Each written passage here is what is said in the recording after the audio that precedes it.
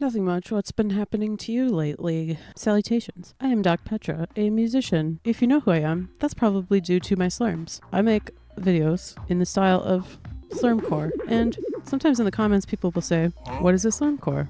How do I slurms? So I thought, why not make a video and talk about the answers to those questions? I do genuinely enjoy responding to most people who ask. I love to explain and re-explain and over-explain things. Genuinely, I am not being silly. It's one of the joys of life, to ramble about a thing you like. But for everyone's convenience, let me explain. Slurmcore is part meme, part music genre, and the reason it exists is one blessed day in 2017, Tumblr user sound designer Jeans made an audio post, no title, just a play button. And beneath that play button was an animated GIF showing John Lennon doing a very silly half walk, half dance type joint. When you press play, it's I'm Gonna Be, parentheses 500 miles, by the Proclaimers. You probably know it. Except it's really, really fast. And pitched down really low. And there's also something weird happening with the beat, where everything feels a little bit cut off. All the syllables sound kind of goofy, almost like an Animal Crossing character, specifically of the cool temperament. I believe, like the tough guy horses and bears that have a very low voice in Animal Crossing. And the combination of this sound with that very silly GIF, well, you know, Tumblr took to it. And in the years that followed, occasionally that post would make the rounds on Tumblr and everyone would have a chuckle once again. I had originally thought that the title of that audio post was Slurms, but I've since found out the Slurms was hidden in the metadata. That's why the track came to be known as Slurms. Now you know! Which brings us to the current year for a few more days, 2025, when the Slurms audio and animated GIF were re-uploaded to YouTube, and many people got to either re-experience or experience Slurms for the first time. After the original Slurms made its way around YouTube a little bit, a YouTube user whose information I will put here, they are called Stuff, along with a friend of theirs, were able to reverse engineer how that original Slurms track was likely done. They found that it was made using Ableton Live, and one of the features that is included in that software, which is called the Beat Warp tool. They demonstrated what they found by recreating the original Slurms, and it's pretty uncannily similar to the original. It was kind of a watershed moment for Slurms. And to the Slurm investigators, I say thank you so much for opening the door to Slurms. Because shortly after that, that account and a few others started doing their own Slurm experiments using similar techniques to make remixes in the style of the original Slurms. I started getting recommended various Slurmcore remixes from different creators and was very tickled by some of the sounds that people were able to find and manipulate these songs into. And the Slurm that finally made me snap and say, I gotta try this, was the Slurmcore remix of Feel Good Inc. by Prano Audio, a very cool Slurmcore creator who also has a couple of tutorials up, so definitely check that out too. Which I suppose brings us to, how does one slurm? And really, the real answer is it's up to you. But there are some usual settings that'll help you get to that Slurmcore sound. So the real crux of the sound is definitely that Beat Warp tool on Ableton Live. People have asked me if you can get the same sound in other DAWs. I believe that ought to be possible, but I do not know how. So I would probably suggest using Ableton. Well, if you're adept with producing, if you're able to find a different way to shorten each beat of a song, you could definitely go about it that way. The way that I know is to use the Beat Warp in Ableton. And last time I checked, Ableton does offer a 30-day free trial of their live software. So you're going to want to get that going. You know, I mean, if you're just, this is just my method. You do what you like. But this is how I do it. You open up Ableton Live. You get a completed song. You drop that song into Ableton onto an audio track. Now, Ableton Live should automatically turn on beat warping right when you import that audio track to towards the bottom of the interface, you will see the various functions of the beat warp tool.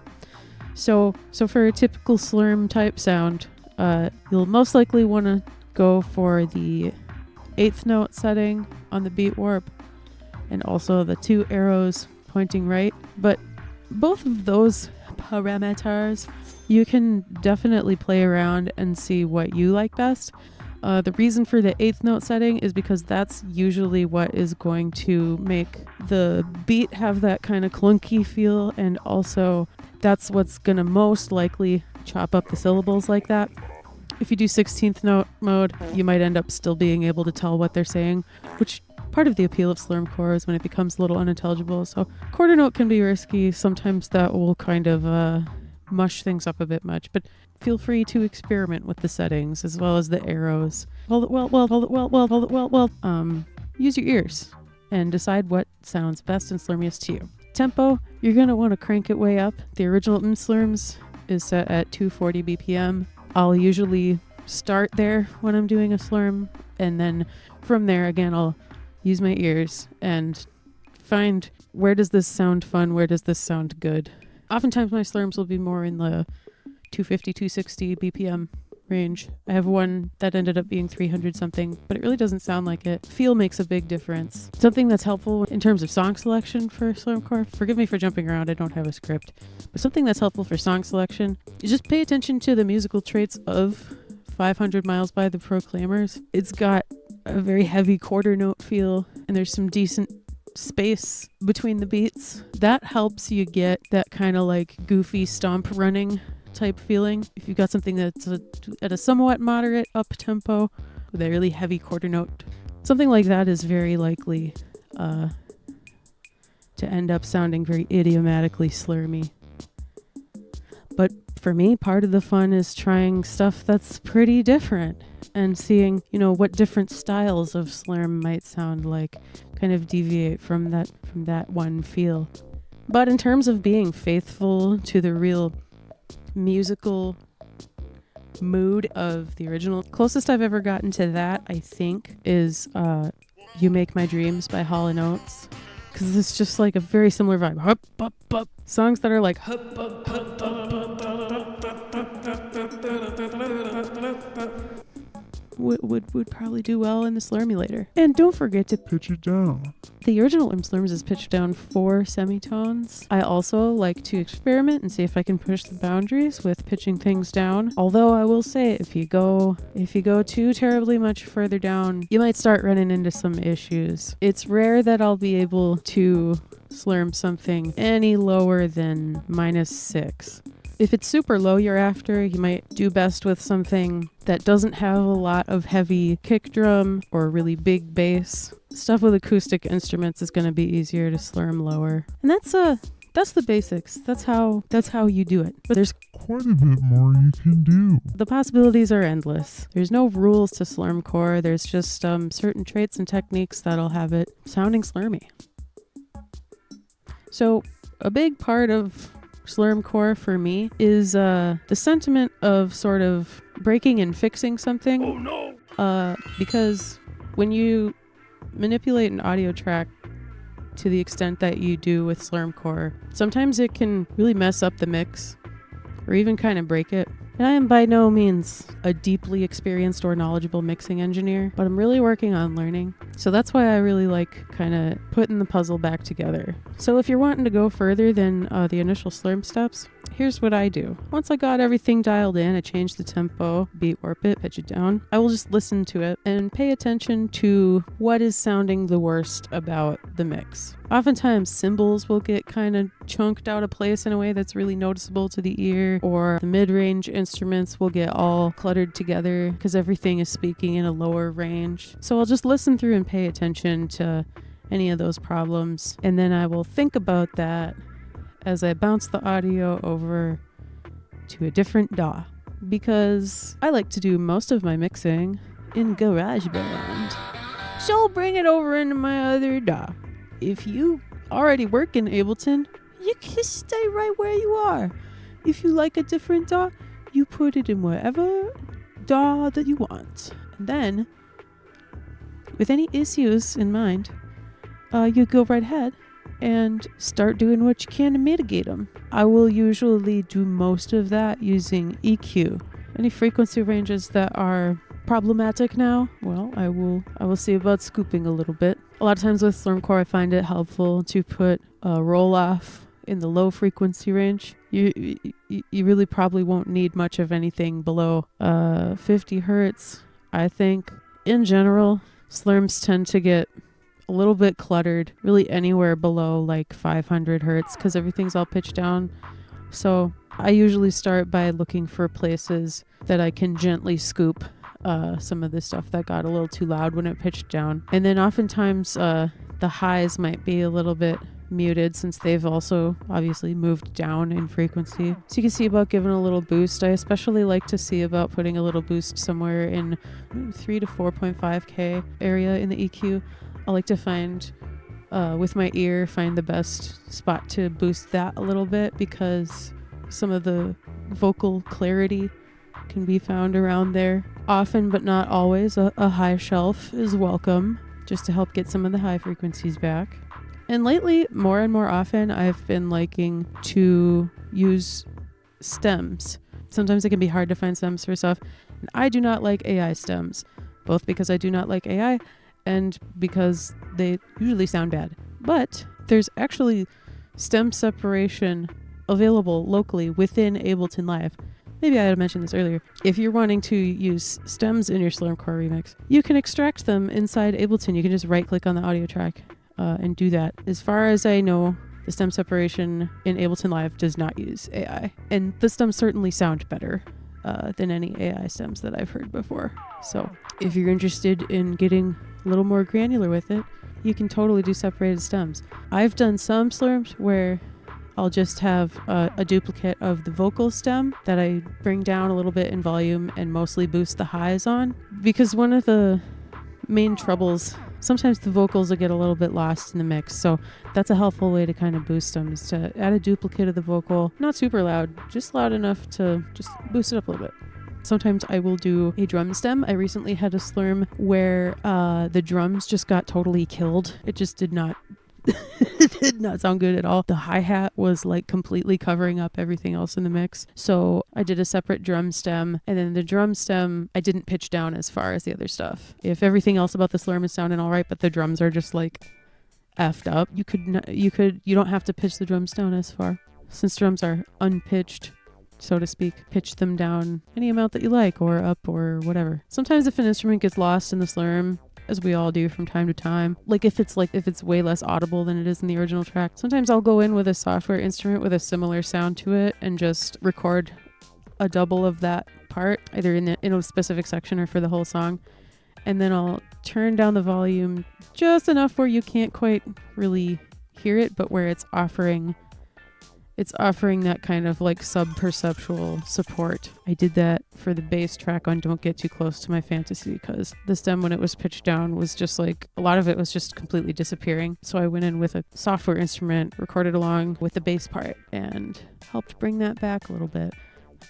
Exciters are a helpful tool for bringing back some higher frequency harmonics. Sometimes when things are low, they are sounding extra loud. So sometimes I will experiment with some light compression just to get everything a little bit more back into the container of the original mix. Those are the things that I have figured out, just utility-wise, like trying to get it to sound good the best that you can, kind of recuperate the mix. Beyond that, there's so many different little changes you could make, especially if you're using stem separation. Something I like to sometimes do is to stack a couple additional layers of harmony onto a vocal. I do the same thing as with instrument doubling with that. Usually I really try to blend in with what's already happening and have the volume be so just so you can hear it, but not so it's like, oh, they're singing on that. Like, you can sneak it in. Sometimes I'll put a little sample here and there, but I think there's a lot of potential for getting silly with that within the world of Slurmcore. And just on a stylistic level, sometimes I like to go in and put a couple plugins here and there. I usually try to stay a little bit subtle with it, but I'll often have a little bit of bit crush going on, you know, a little bit of overdrive or saturation on things, just as a matter of personal taste. But yeah, I'm excited to see what other kind of slurms people make. There's a ton of creative possibility. And in terms of visuals, all we really have to go on in terms of like the book of slurm is just that one gif of that photo of John Lennon just new boot goofing down the street that somebody turned into that funny dance. So that's the starting point. Sometimes I'll make a gif of whoever the singer of the song is, or just whatever person or character speaks to me for the mood of the slurm. I like to goof around in now CapCut. I kind of dragged my feet into using CapCut, but iMovie pooped the bed on my laptop, but I dodged their AI features like one dodges a thing that they don't want to use. I do have to admit it's more user friendly and has more features than iMovie, but I was liking using iMovie. Anyway, some things that I personally like to put into Slurmcore videos, but that have really almost nothing to do with the original and more to do with just what I like and think is cool. I like to use vintage Windows screensavers as backgrounds. My favorite is Starfield. I like to use bright neon colors. I like to rotoscope over the peanut butter jelly time dance. I also like to rotoscope over other forms of dance. Rotoscoping is where you trace each frame of a video. I really like the game Bosconian. It's a spaceship game from 1981, and I think visually it's just exciting. I often will put that in the background. I like to just get silly with it, but I really like to see what other people do for Slurmcore visuals. I really like the bouncy, spinny camera thing. I love seeing the different photo edits and animations that other people are making. I think it's just a really fun, silly thing. It's simple, it's goofy, it's relatively accessible if you're interested in learning to do it, and it harkens back to a different internet, which I don't intend to view through rose-colored glasses, but which I do believe had some charms and merits. Some may say, what, so you just take a song that's already a song and you just speed it up and pitch it down and click the funny sounding beat button? And kinda yeah, but there's also so much more to it than that. Finding and executing a good slurm is, I think, a way of making art.